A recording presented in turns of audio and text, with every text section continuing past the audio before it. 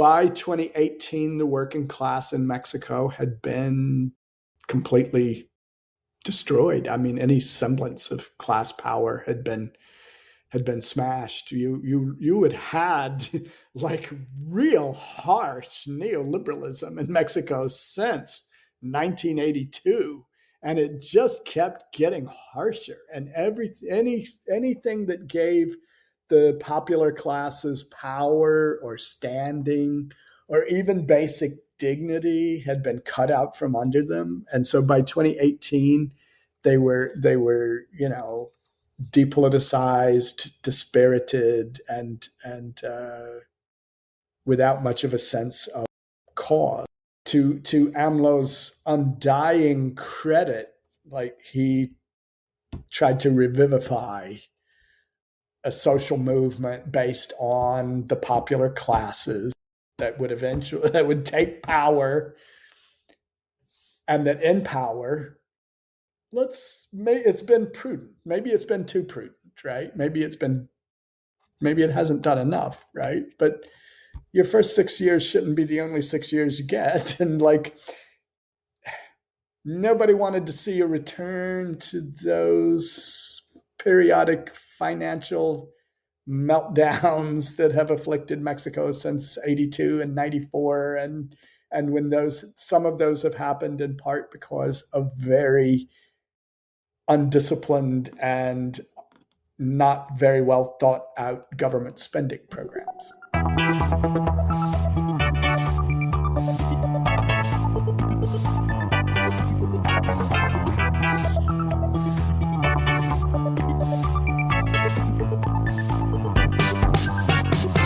Milan ou Tripoli, Vilnius ou Benghazi, Paris, Moscou, on fait le bunga, bunga, Bangkok ou Bogota, Le Caire ou Jakarta, Gustavia, on fait le bunga, bunga, Stockholm ou Monaco, ou Montevideo, Oslo, Tokyo, on fait le bunga, bunga.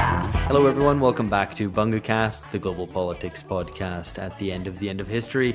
I'm Alex Hokuli here in Sao Paulo, Brazil, and today we're talking about Mexico's election, previewing what will be an important election this weekend. It's Wednesday, the 29th of May. You're hearing this, Thursday, the 30th of May, and I'm here with Roger Lancaster, who's telling me what's about to go down in Mexico City within about half an hour of us recording this.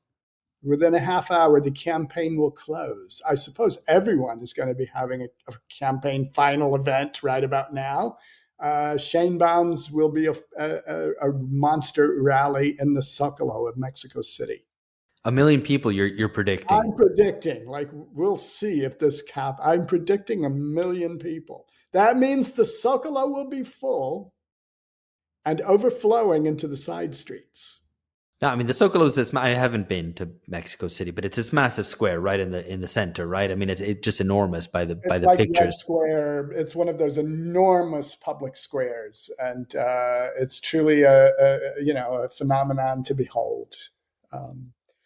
The center, the capital, the center of the old Aztec Empire was there, and of course, there it is today, still, like the center of Mexican cultural life, in a way, Mexican political life, certainly. Well, and the ability to get huge masses of people all together in one place. Well, I guess that's kind of a little bit of what we're talking about. So we're gonna talk about the election. I should say, for the listeners who don't know Roger, where have you been? Anyway, you should check out the recent episode which came out, I think, last month on Roger's most recent book. It's a very excellent book called The Struggle to be Gay in Mexico, for example. That's part of the title. It's Mexico, for example. And we talked about that, as well as kind of the wider backdrop of Mexican history, the left, conservatism, etc. And now we're going to be talking about the election specifically. But I would urge listeners to go and check out that episode. Roger has lived on and off in Mexico for decades now. So he's going to bring a lot of his experience and knowledge and all of that to bear on this. And we're very interested in this election because well, as we've said, Mexico is going to the polls this Sunday. And it's an election which will lead to Mexico's first woman president. And that probably isn't the main exciting takeaway. I mean, so it's the candidate of the ruling center-left MORENA party is Claudia Sheinbaum, who Roger has already made reference to, who's the former mayor of Mexico City. And she's looking to extend the legacy of Andrés Manuel López Obrador, or AMLO for short. And that's what we're going to focus on here, because AMLO rather divides opinion. He's disliked by the right and by the credentialed class. He's also made enemies among feminists and other in the social movements. But he also splits opinion on the left, it seems. So I just want to characterize this by way of reference to two pieces that appeared in the New Left Review's Sidecar blog last year, because I think it characterizes kind of the difference of opinion on that there might be on AMLO. I mean, these, whether from outside or from inside, perhaps. Edwin and Ackerman argued in Sidecar that AMLO is fighting against neoliberalism and maybe even moving beyond it. And he cites ideas like AMLO having raised wages, increased spending, passed pro-union legislation. Now, in opposition to this, Ramon Centeno argued that these successes are overstated, that AMLO's so-called Republican austerity, and we're going to get onto what that is in just a bit, AMLO's Republican austerity is just a sort of leftish rebranding of standard neoliberal fare. AMLO has relied too much on the military, and the left's support for him is just another case of the left once again falling for populism instead of struggling for working class autonomy. So I suspect that sets the terms of the debate up quite well in terms of what a kind of varying left interpretations of AMLO have been, and we're going to get on to that because, well, we're going to be talking about AMLO's legacy and how it may or may not be extended. And we're also going to talk a little bit about the deeper meaning of AMLO's populism, I think, because I'm quite interested in this idea of the relationship between the construction of national identity and class struggle and class loathing as well, and how all these things have sort of intermixed under AMLO's 6 years in power. So, Roger, first of all, maybe a slightly awkward question, but what are the stakes in this election? Are there stakes? It seems like a foregone conclusion, but what are the stakes? What are the stakes? The stakes seem to me big. The stakes are whether the center-left formation that took power in 2018 goes on for a second term, or whether it gets repudiated. And those are the simplest stakes I can imagine. Sheinbaum herself has said, I don't talk about shattering a glass ceiling. That's not what this campaign is about. I'm campaigning to advance the fortunes of everybody, not just me and not just breaking a glass ceiling. And she does this video ad where she says that, surrounded by adoring working class women and peasant women and so on, right? But so the PR in the press will undoubtedly be Mexico elects its first woman, right, president. But the real question is whether what started under AMLO continues. She talks about building the second floor of the fourth transformation, which is a nice way of putting it, right? So the fourth. Okay, so maybe just rewind a little bit. Maybe we could, if you could tell us who Claudia Sheinbaum is, what she stands for, and also what the opposition looks like, and what its chances are, because that's all. They're also fronted by a woman, which is why I say that Mexico will definitely have another woman. This is a strange election, right? It's almost like the political class decided that there was going to be a female president, right? And so they both came up with candidates. So Claudia Sheinbaum is a former PRD member who broke with the PRD. When Lopez Obrador broke with the PRD, she followed him out into the... And the PRD is? PRD is, and it, as of June, was, because I think it will actually disappear as a party. I think it will fall below, I think it's 2.5%, 3% threshold, and will be disqualified. But the PRD was the Party of Democratic Revolution, which had been formed in the aftermath of 1988, when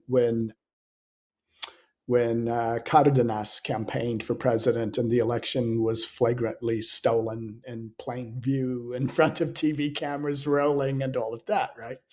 But the party emerged out of a coalition of left-wing socialist and some Leninist groups who converged in 1988 and provided a platform for Cardenas's campaign, and defections from the PRI. So in one sense, it's a split from the old PRI.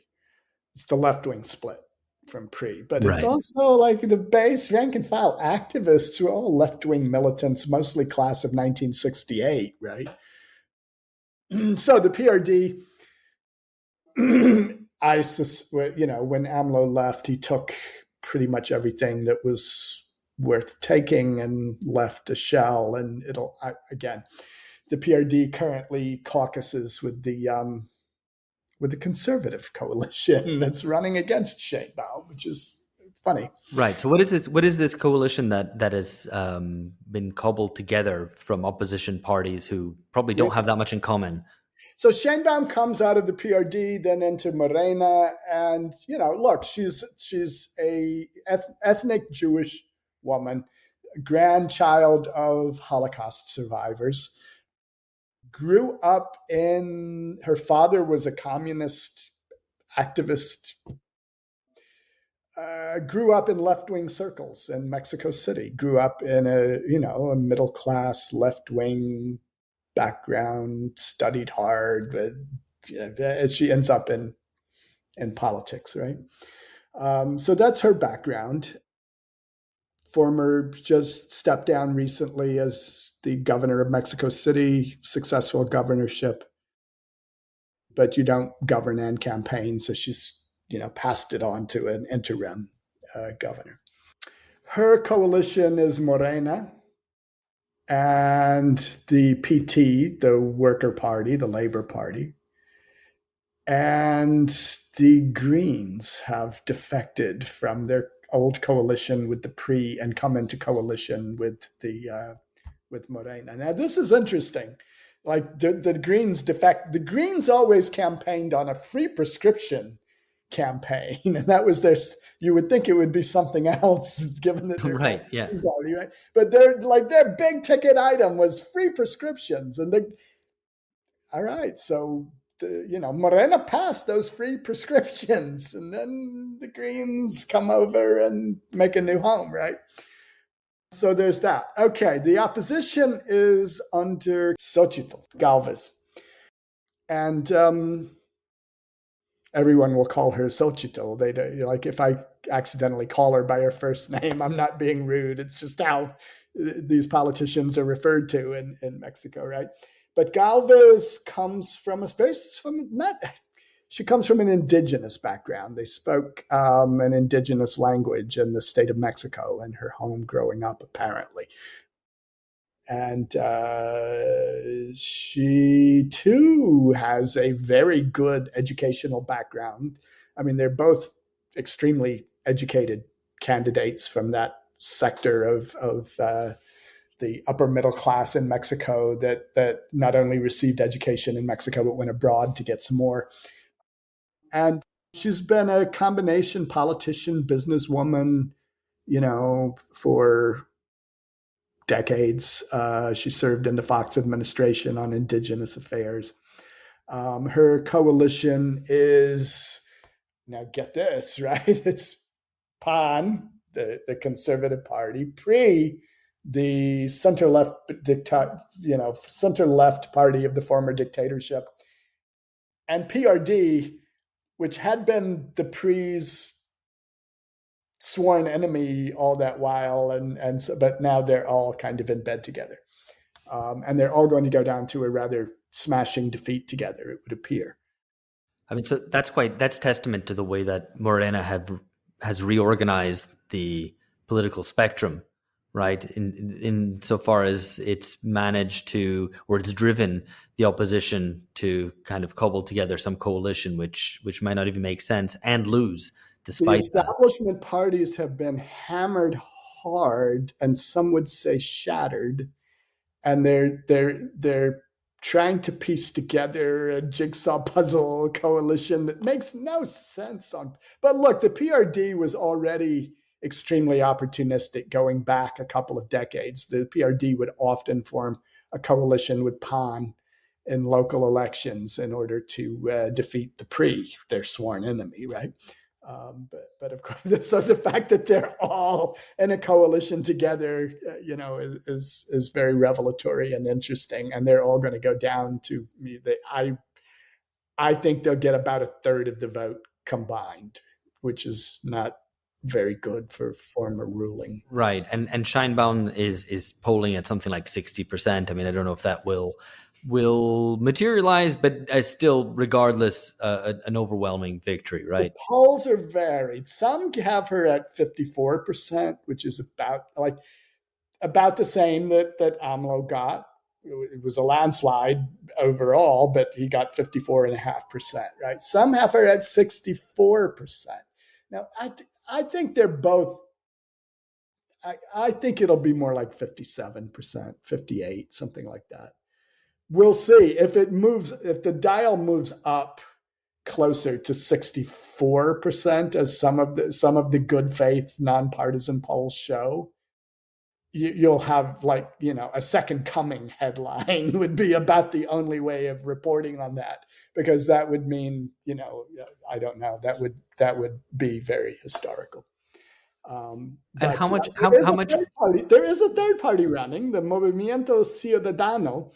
And the guy running on that is Jorge Maynes. And he is probably picking up. So here's a side question, right? So if Xochitl collapses, as she may very well do over the next few days, as people really think about what they've seen and what they've heard and how she's performed, if her vote starts to tank, will the MC pick up and nudge her out of second place? And that would be an earth-shattering development. Right. I don't think that will happen. I just think PAN is too stubborn. PRI is there too. Like between the PAN and the PRI, she probably will hold at least 30% of the vote and avoid that third place showing. But I mean, the Movimiento Ciudadano sounds like so many of its type of formation in different countries around the world, which something which I think, to steal like the line from Perry Anderson, a yuppie simulacra of populist breakthroughs, which is to say, there's the standard in class terms, just the standard kind of ruling center right party types, except that it's a younger generation who tries to, maybe doesn't wear a tie and pretends it's a little bit different, and usually has names like citizens, something like in Spain you had Ciudadanos as well. So they seem very much of a type. It's middle class, it's educated, it feigns being sort of left-wing, sort of, but in practice it doesn't seem. I mean, well, Macron is like the biggest representative of this type. I mean, the most successful representative of this type, I think. Yes, exactly. Oh, yes, and so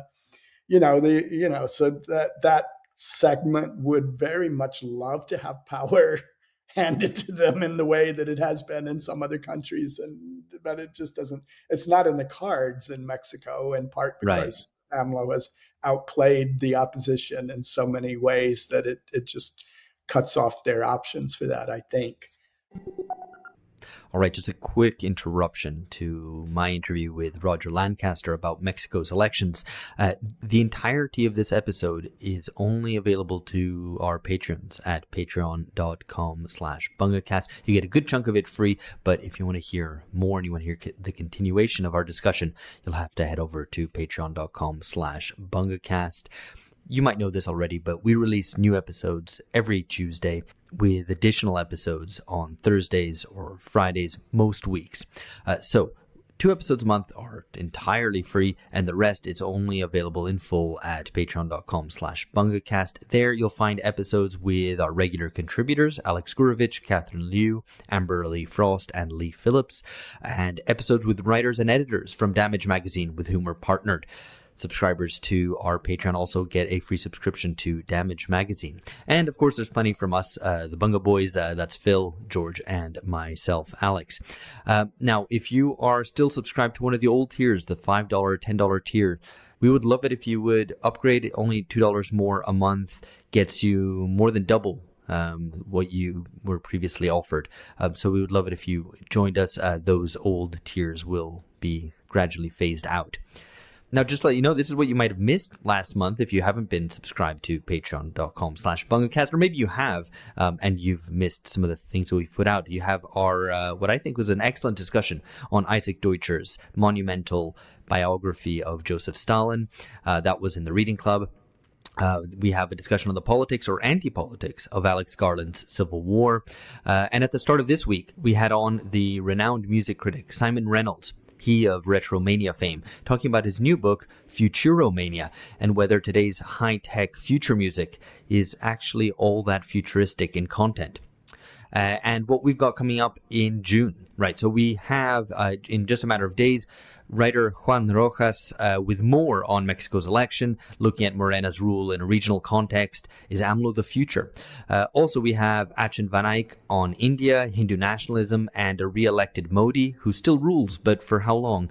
And also Catherine Liu on professional populists in the culture war, Sam Chris on Saudi modernism, and something on gender strife and birth rates in Korea, and much more. That's all just in June. So subscribe, please. Share the episodes if you would, and tell your friends. Okay, back to Roger Lancaster on Mexico.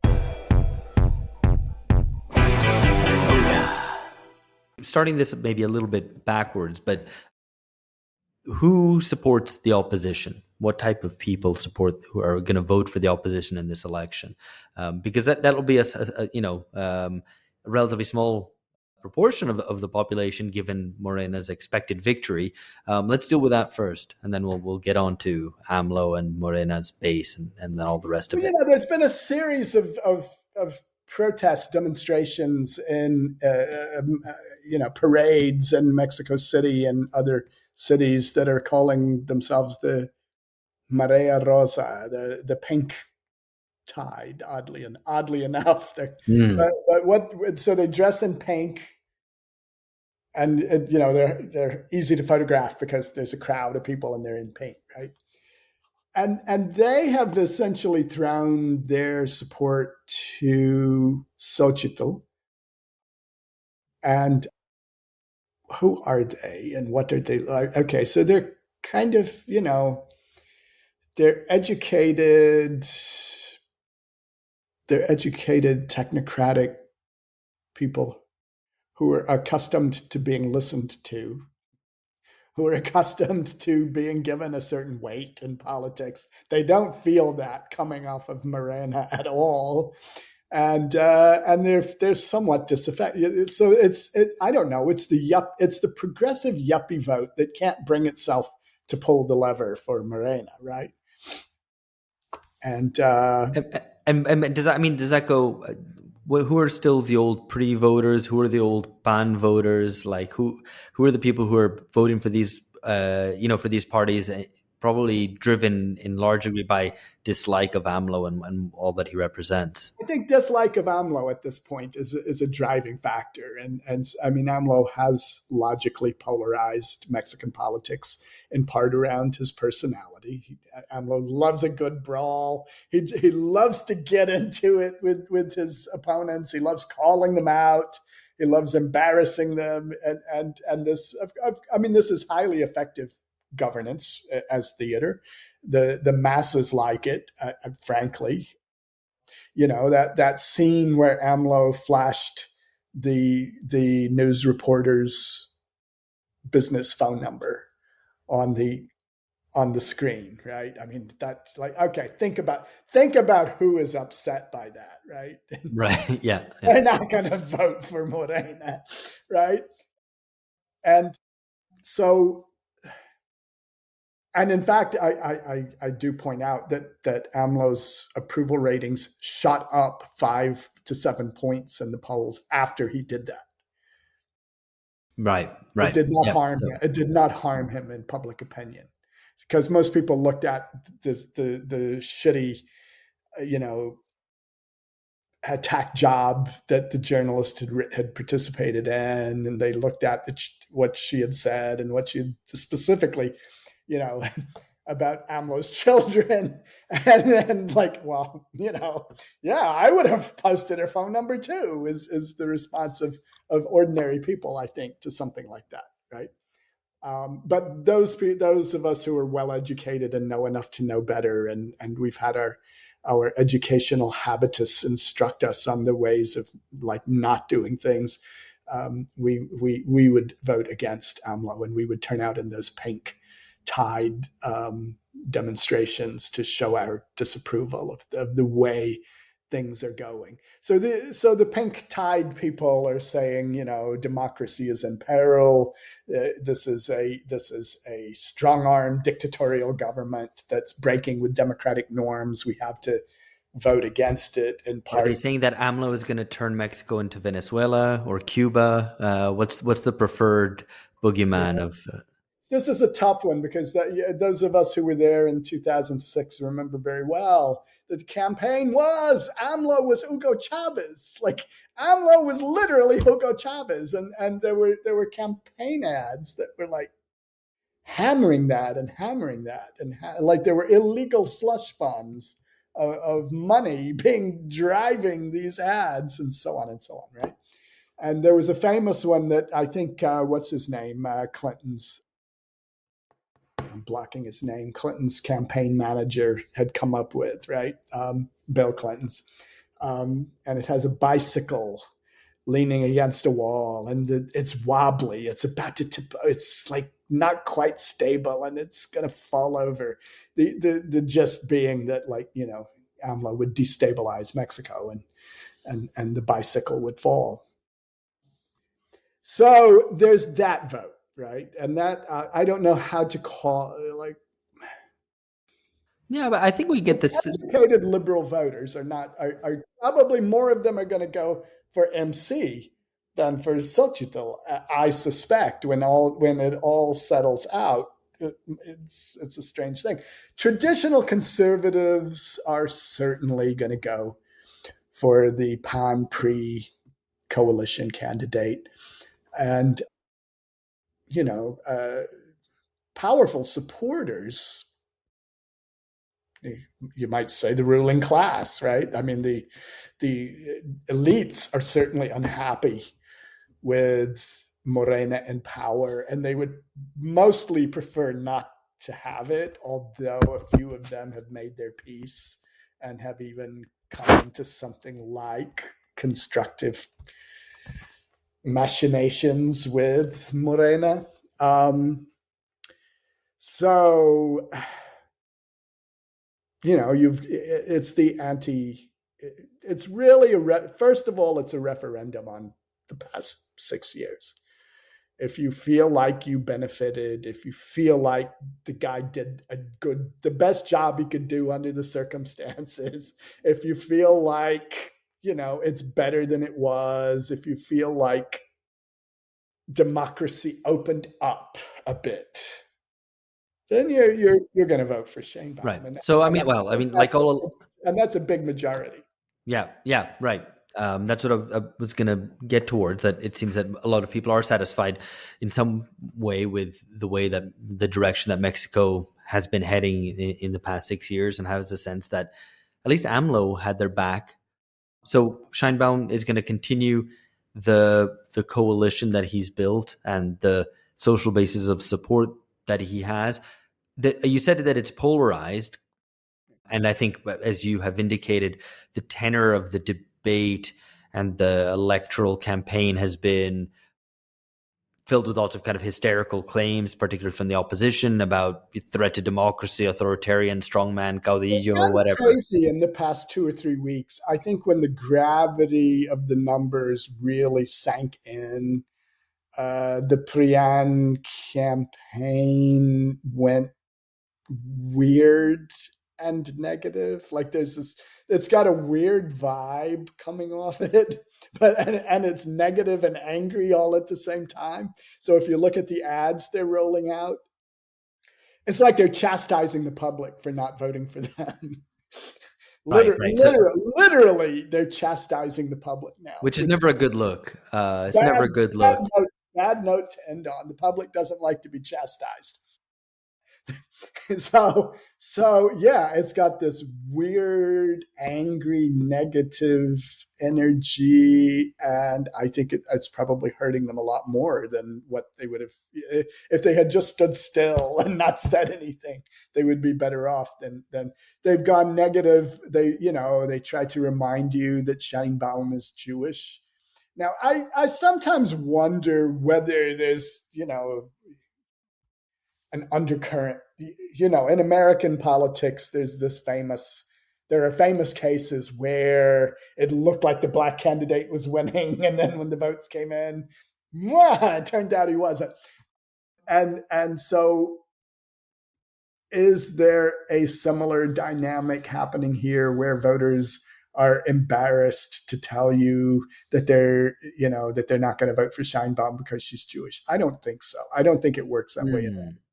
I mean, I would find it surprising, particularly Mexico, if there was kind of an undercurrent of anti-Semitism, which would kind of be skeptical of her as, not Christian or something. I mean, there's ordinary, mundane, garden variety anti-Semitism in Mexico. There really is, and it's a weird variety. It was imported from Spain, like it came over on Spanish, ships, and it frames a certain amount of cultural reflexes. But Sheinbaum has done her due diligence. She went around, she campaigned hard in every village. She can't stick her head out the door without being mobbed by adoring members of the public, right? Everywhere she goes, throngs turn out. Someone gave her a rosary at a campaign stop, and she wore it for 3 days. Right. Yeah. So, I mean, wait, so before we get on to what AMLO's legacy has been and why it's been such a seeming resounding success that, maybe something like 60% of people will vote for AMLO's chosen successor. You mentioned polarization. How clear is the class polarization behind, as it plays out in this election? So this was the interesting thing. All right. So AMLO came in on a vote in 2018 that was a massive rejection of the political status quo. And that's important to remember, right? I mean, so you had the Fox administration in 2000. Then you had the Calderon administration in 2006. Both of them were pawned. And then you switched back again to with Peña Nieto, and from 2012 to 2018, right? So you had these 3 consecutive experiments in democracy, as it were. They were extremely disappointing to most people. And by 2018, by the end of a very corrupt and troubling run, Mexican voters en masse voted against the status quo. Now, if you analyze closely the results, AMLO did well in middle class neighbor. He did well with the middle classes. He did well with the working class. He did well with peasant villages, and so on. There wasn't a strong class polarity to his. There was some, but it wasn't a strong class polarization yet.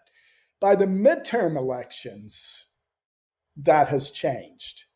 AMLO has established his policies as a kind, I don't know, populist economic policies, certainly rolling out more benefits for more people. So AMLO started a process of expanding existing benefits and creating new benefits at the same time. And a lot of people benefit, like poor people benefited from it, right? He So, I also mean, has he been able to build a kind of new constituency, a new basis on the basis of that welfare spending? I mean, I'm thinking a little bit of what Lula did in his first terms in Brazil, where yes, he didn't I have he think didn't have the support of the poor. He won that over in the course of being in power. interesting, and I think very similar, right? So by those midterm elections, it's very clear that there's class polarization happening. So, like, take Mexico City, for example. Mexico City is an interesting case. It is a leftist city, but it's not a city that's reflexively in favor of one party or another. They will give votes to PAN or PRI or Morena or what have you, right? So while Morena had won all of the neighborhoods in Mexico City by good margins in 2018, by the off-term elections, the city is split right down the middle. PAN won the nicer neighborhoods. PAN won, the educated middle class voters, and Morena won in the half of the city where poor people live, working class people live, that aren't places where tourists go, and so on, right? So by that election, the class polarization was becoming very clear. Now, will that accelerate this year? We'll see. I suspect it will. Mm.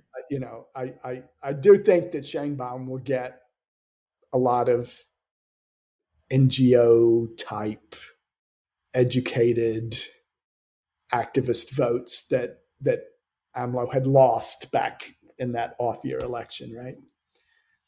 So I think she'll claw back some of those middle class votes that AMLO lost, but I also don't think that the middle class is, as a whole, certainly maybe the commercial middle class or uh, the non-activist segments and so on. I don't think they're on board, and I think you will, and I think she will run up the numbers. She will run the board in working class and low income rural areas, and she may very well, up AMLO's margins there considerably. We'll see. Right.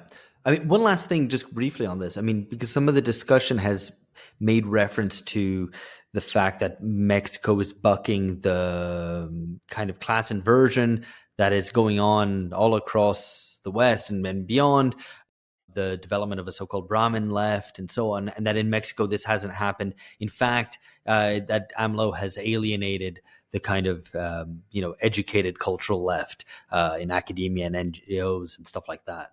Right. Has that happened? What's been the basis of that?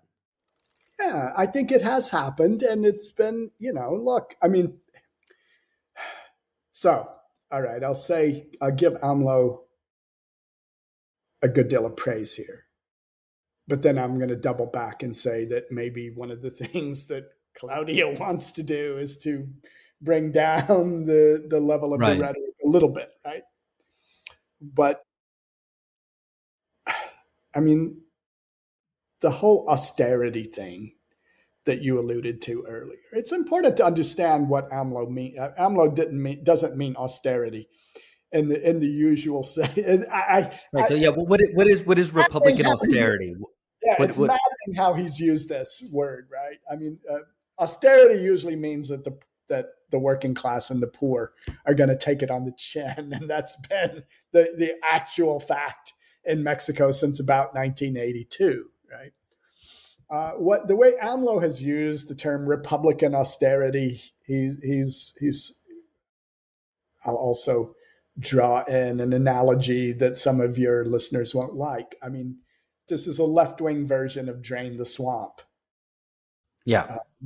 Uh, I mean, it's absolutely popular. It absolutely has support among the working. I doubt our listeners are so hysterical as to be horrorized by something like that. Horrorized by a Trump analogy. Oh Yeah, my no, I think they'll be fine with that.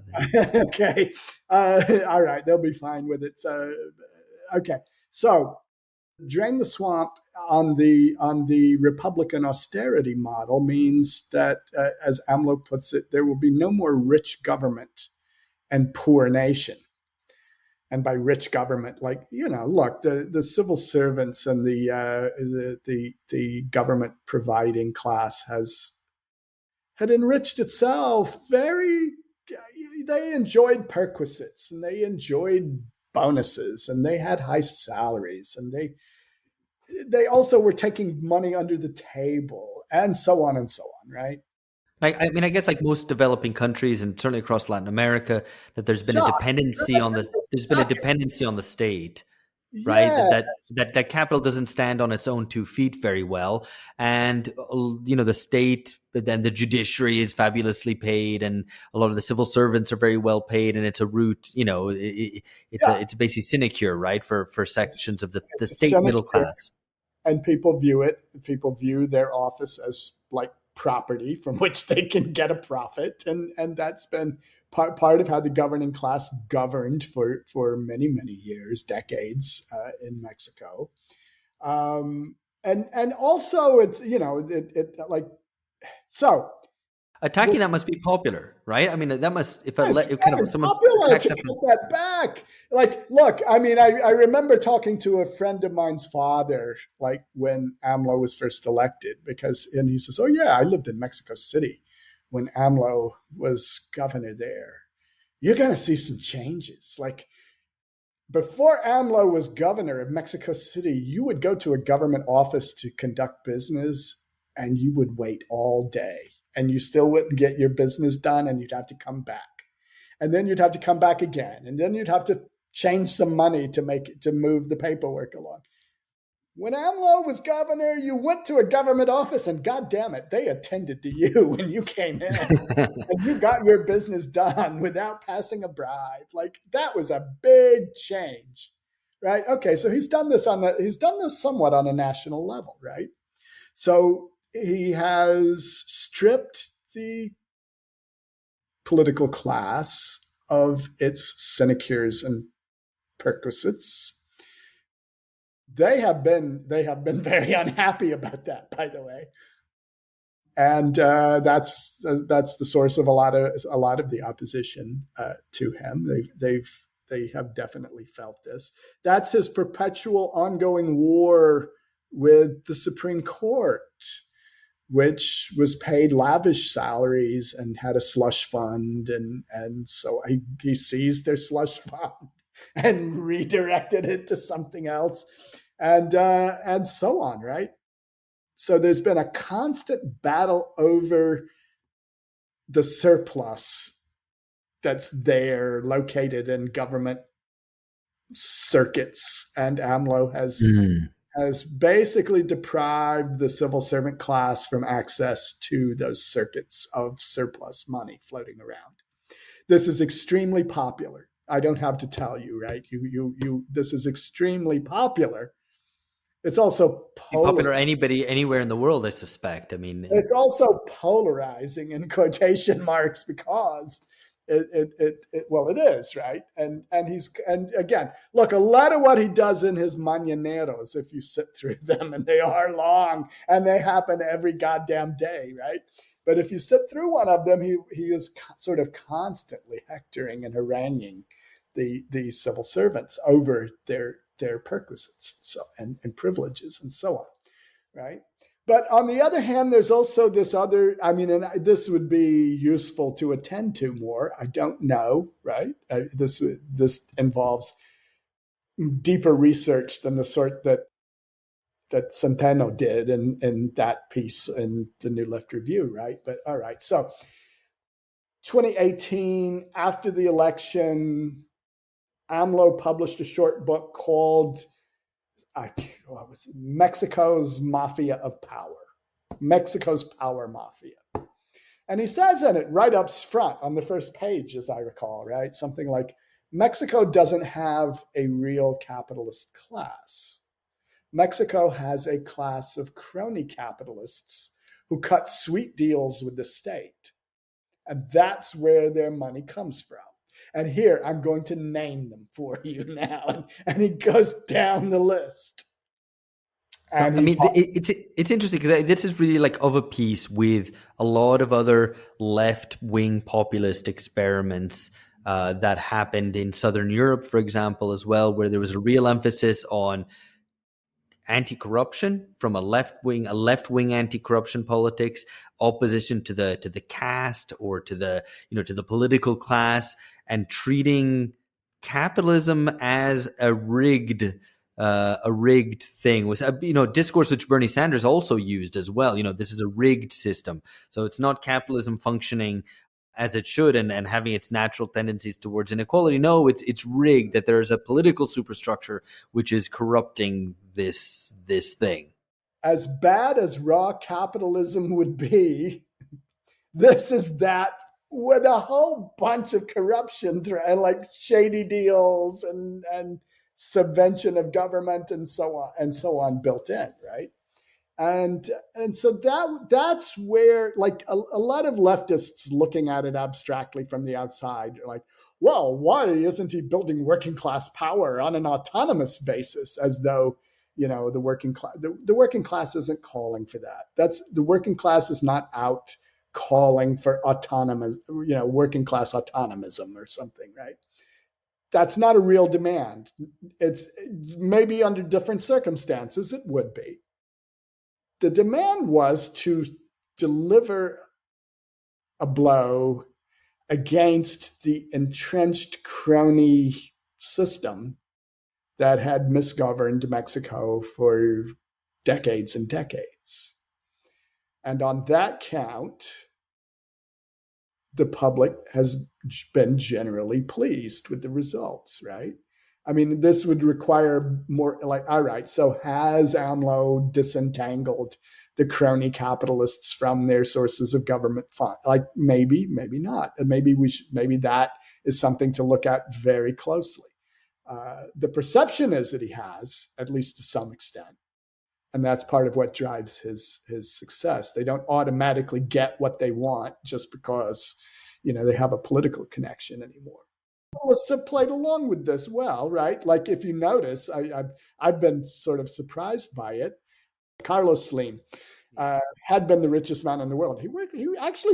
He's actually struck up a reasonable working relationship with Morena and AMLO, and is like, doesn't get in their way, and sometimes cooperates on state enterprise ventures, puts forward some private money to support some public initiatives and so on. So, a dynamic that no doubt would bear watching.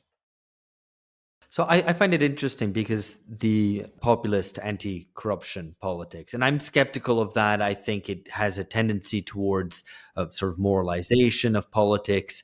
It doesn't raise people's consciousness in terms of how the system actually works. It has a risk of sowing illusions in a kind of pure capitalism. On the other hand, being able to break the new capital state nexuses that have emerged and been constructed over the neoliberal period would be a very good thing.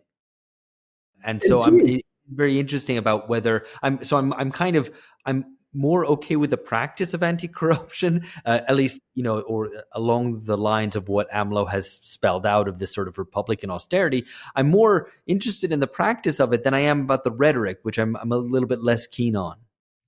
Well, corruption in Mexico was a real, I don't know what you call it, a nexus, a transfer point, a chokehold.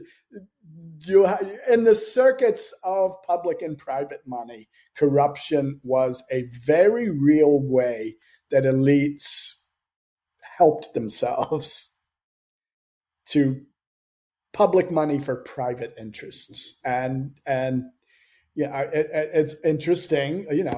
Carlos Slim was one of those people named in that book by Well, in 2018, maybe he's started to reform himself and okay, at any rate could see which way the wind was blowing and kind of starts. And maybe is wealthy enough that he can see off the competition and doesn't need the state as much as He's some of his certainly competitors wealthy do. enough that if he could give away $1 billion a year for the rest of his life, and he'd still have like money to leave to like a fortune to leave to his children, right? But yeah, I mean, the anti. It's hard to it may be hard for listeners who don't come from a country where corruption is rampant to quite get their heads into what it feels like.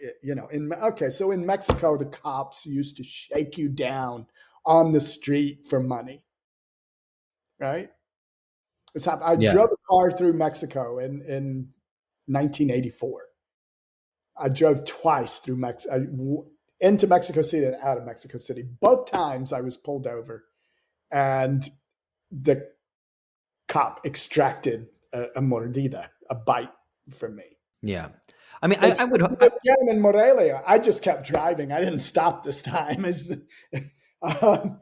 But I would maintain that this is the experience for the majority of humanity and the majority of countries in the world as well. Indeed, it's the exception that certain countries don't have this experience. Of course, there's kind of corruption everywhere, but in terms of it being a kind of day-to-day experience and frustration that you deal with, that is maybe only in a minority of countries where that isn't the case. The old regime was a regime of shakedowns, bribes, mordidas, extremely corrupt, and also vertically organized. So, I had a friend who refused to give money to the cop one time. And, the cop was, you almost felt sorry for him. You don't really feel sorry for him, but he says, look, you don't give me, think about it. You don't give me the money. I can't give the money to my boss. He can't give the money to his boss. And he can't pass it on up the system to the pre at the end. What do you want? The whole system to fall apart? And of course, that's very much what this little communist agitator wanted, was for this whole system to fall apart, right? But it was very durable and it lasted a long time. And everybody who ever had any, even if you didn't have any business with the state would go out and find you and shake you down, right? And this was the experience of being caught this way and humiliated this way without any recourse. I think you have to understand that to understand very well the salience of the anti-corruption politics in Mexico, for sure. But it's important that the public doesn't feel like it's being victimized this way. Right. So I want to, we've been going already for a good 45 minutes. I wanted to move on to talk about AMLO's legacy, or, what his 6 years in power have been like. Because at the kind of top level macro indicators, as well as kind of more social concerns, it all seems to be not revolutionary, but rather good. In a context of recent Mexican history where there hasn't been a lot of that. All right, unfortunately, that's the end of the show.